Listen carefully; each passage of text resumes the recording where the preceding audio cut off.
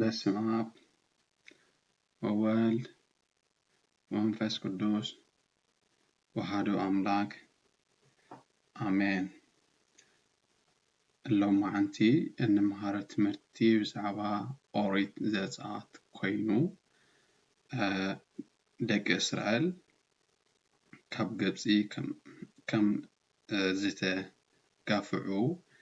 ሙሴ ከም ዝተወረደ ሙሴ ከም ናብ ሚድያም ከም ዝሓደመ ሙሴ ናብ ግብጽ ከም ዝተመለሰ ሙሴን አሮን ኣብ ቅድሚ ንጉስ ሙሴ ናብ እግዚአብሔር ከም ዝጠርዐ ክንርኢ ኢና ማለት እዩ። ቅድሚ ትምህርትና ምጅማርና ግን ዓይንና ቀልብና ሃምና እምሮና ልብና ኩሉ ኣብ ትምህርቲ ኣስተብሂልና እንተ ተተማሂርና እንተ ጽን ኢልና እንተ ሰሚዕናዮ እቲ ትምህርቲ ክርዳእና ተረዲእናዮ ድማ ናብ ዝደለናዮ ብቕዓታት ክንወስዶ ስለ ንኽእል ኩሉ እቲ ናይ መረድኢ ምስትንፋሳት ዘሎ ኣብ ሂወትና ኣጉሊሕና ክንሰርሐሉ ይግባእ። ብዝተረፈ ብምቕጻል ከዓ ናብ ትምህርትና ደቂ እስራኤል ናብ ግብጽ ከም ዝተገፍዑ ደቂ እስራኤል ስለምንታይ ካብ ግብጽ ካብ መሬት ግብጺ ካብ መሬት እስራኤል ስለምንታይ ናብ ግብጺ ተገፊዖም እንድሕር እንተኢልና ስም ነፍሲ ወከፍ እቶም መምስበት ሰቦም ዝነበሩ እንተዘርዚርናዮም ኣዝዮም ብዙሓት እዮም። ግን እቲ ቀንዲ ግብጻውያን እስራኤላውያን ካብ ቤቶም ተሰጊጎም ናብ እስራኤል ምኾድዮም ሓደ ጠንቂ ነይሮም። በብሓደ ከይድና ክንሪኦ ኢና። ሙሴ ድማ ከም ዝተወለደ ሙሴ ኣበይ ተወሊዱ እንድሕር እንተኢልና ሓደ ካብ ነጊድ ሌዊ ዝኾነ ሰብኣይ ከይዱ ጓል ሌዊ ኣእተወ። እቲ ህፃን ጽቡቕ ምዃኑ ምስ ረኣየ ከዓ 3 ወርሒ ሓበአቶ። ካብዚ ንድሓር ምሕቡ ምስ ሰኣነት ብሻምብቆ ዝተሰርሐ ሓደ ስጹን ወሲላ ብቕጥራን ብእንድዲ ለበጠቶ ከምዚ ንኸይርአ ተሓቢኡ ነይሩ ማለት እዩ። ነቲ ህፃን ናብኡ ኣትያ ድማ ኣብቲ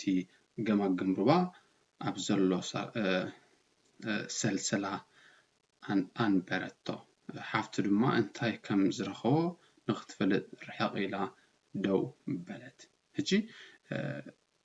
ሙሴ ከም ዝተወለደ ተወሊዱ ድማ ከም ዝክነበቦ ጸኒሕና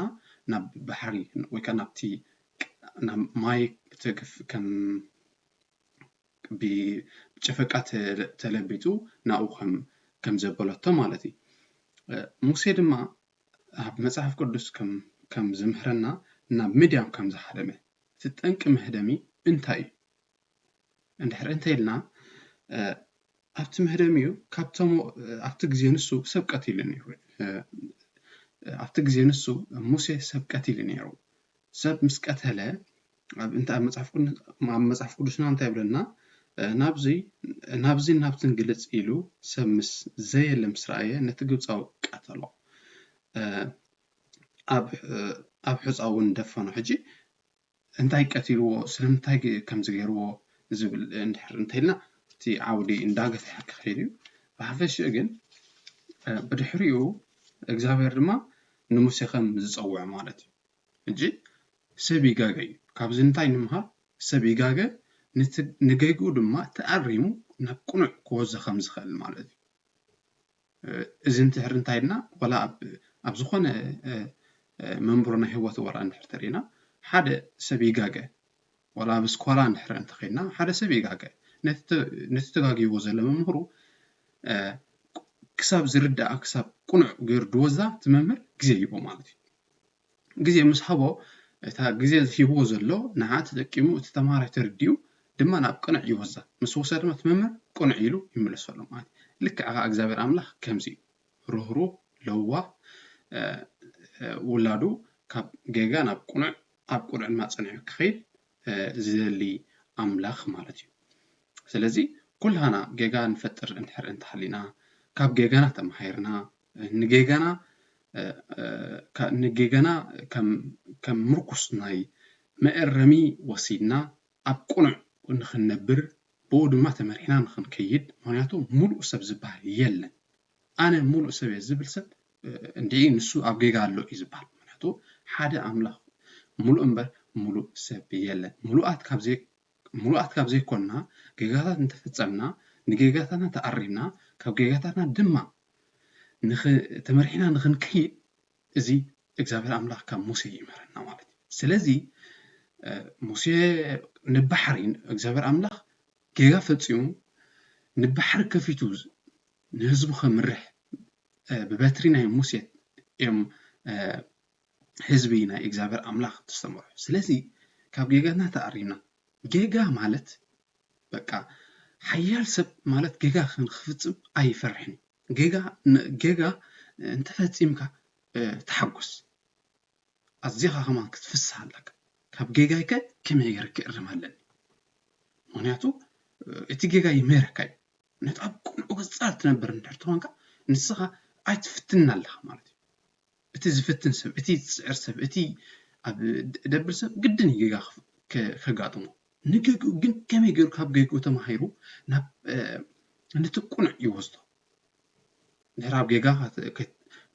ከተኣረምካ ኣብ ሙሉእ ህይወትካ ኣብ ጌጋ ትነብር እንድሕር ትኾንካ እዚ ሓደ ቁርብ ናይ ርእሲ ጸገም ናይ እምሮ ጸገም ሰባት ዘለዎ ኮይኑ ይስማዕ ማለት እዩ ብድሕሪኡ እግዚአብሔር ንሙሴ ከም ዝጸውዖ ነቱ ኣብ ዝንሪኦ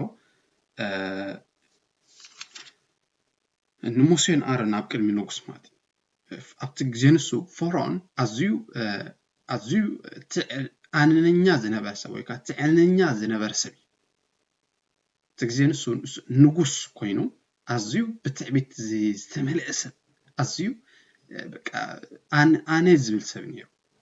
እግዚአብሔር ኣምላኽ ከዓ ኣብቲ ግዜ ንሱ ኣብ ዘጸአት 4-5-6-7 እንተን ቢምናዮ ብንጹር ማይ እቲ ደም እቲ ማይ ዝነበረ ናምንታይ ቀይሮ ናብ ደም ይቀይሩ ምክንያቱ ሰብ ኣዝዩ ልቡ ኸፊኡ ኣዝዩ ከዓ ተሓሪሙ ማለት እዩ ስለዚ ካብዚ እንታይ ንምሃር እንታይ ኢልና እግዚአብሔር ኣምላኽ ንህይወትና ዝፈልጣ መን ምዃንና ዝፈጠረና ኣምላኽ እዩ ሰባት ከምዚ ንንቀሳቐስ ንዛረብ ንበልዕ ንሰቲ ሰባት ካብ እንተኾንና እግዚአብሔር ኣምላኽ ዝፈጠረና እዩ ከምዚ ካብ ኣምላኽ ተኽዊልካ ብዙሕ ጌጋ እንተፈጸምካ ንጌጋኻ ከመይ ጌራ ኦኬ ጌጋ ክትፍጽም ትኽእል ኢኻ ከምዚ ዓንተ ወይ ዝተባህልናዮ ንጌጋ ግን ካብ ድሕሪ ሕጂ ጌጋ ዘይፈጽም ኣለኹ ብድሕሪ ሕጂ ግን ጌጋ ንኸይፍጽም ኢልካ ክትመሃር ኣለካ ማለት እዩ ካልእ እግዚአብሔር ኣምላኽ ማይ ናብ ደም ከም ዝቀየረ ምክንያቱ ሰብ ልቡ መስከፍዕ ማለት እዩ እዚ ልብና ንኸይከፍእ ትዕቢት ዝበሃል ሓደ ናይ ምዕባለ ንኸይትምዕብል ሓጹር ዝኾነካ እዩ ስለዚ ኣነነት ክትብል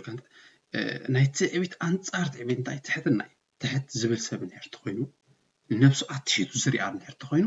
ንኽጽዕር ንኽደክም ንኽጎይ ኣይሕልልኒ ምክንያቱ ኣነ ትሑት ኢሉ ስለዝሓስብ ነፍሱ ንኽጽዕር ንኽደክም ኣዝዩ ድማ ይጎይ ማለት እዩ እቲ ኣነ ልዕሊ ሰብእ ኣነ ዝብል ወይ ከዓ ትዕቢት ዘለዎ ሰብካ ኣነ ልዕሊ ሰብእ ኣነ ኻል ዕልየመይ ስለዝሓስብ ኣብ ጻዕርን ኣብ ገለን ኣይውዕልን እንተዳ ኮፍ ኢሉ ተረፊዕ ይውዕል ስለዚ ካብ ትዕቢት ንኽንድሕን ትሕትና ጌርና ኣብ ጻዕርና ኣብ ጻዕሪ ተመርኩስና ካብ ጻዕሪ ብጻዕርን ምክንያቱ ትሕትና ዝብል ቃል እንድሕር እንተሪእና ኣነ ነፍሰይ ትሑት ኢለ ስለዝሓስባ ነስተብል ስለ እንሓስባ ብድሕሪኡ ንኽንጽዕር ንኽንደክም ነቲ ዘለናዮ ዋጋ ንኽንከፍለሉ ኣዝዩ ቀሊል ይኸውን ብኣንጻሩ ትዕቢት እንድሕር ተሃሊና ኣነ ልዕሊ ሰበይ ኣነ ልዕሊ ዝወዲ ኣነ ልዕሊ ሰበይቲ እንዳበልና ነፍስና ስለ ንፈልጣ ንኸይንጽዕር ንኸይንምዕብል ኣብ بزدلنا منفساو خين معبد أبي ودنا خين معبد نسدرانا خين معبد نخل بقى تطولنا النبر مالتي سيزي كاب تعبيت زبازي نفتم تأمر أب نفسنا أبي ودنا قرب يبلو سيزي نهلو ما أنتي حدا كاب جيجاتنا نجيجا خمي جرنا ناب قنع نوزدو ني كاب تعبيت كمي جرنا نوز تحتنا خمي جرنا حزيلنا أبي ودنا نقعس እግዚአብሔር አምላክ ስለዚህ መሃረና ክብርን መስጋናን አምልኾን ወዳሴ ንዕኡ ይኹን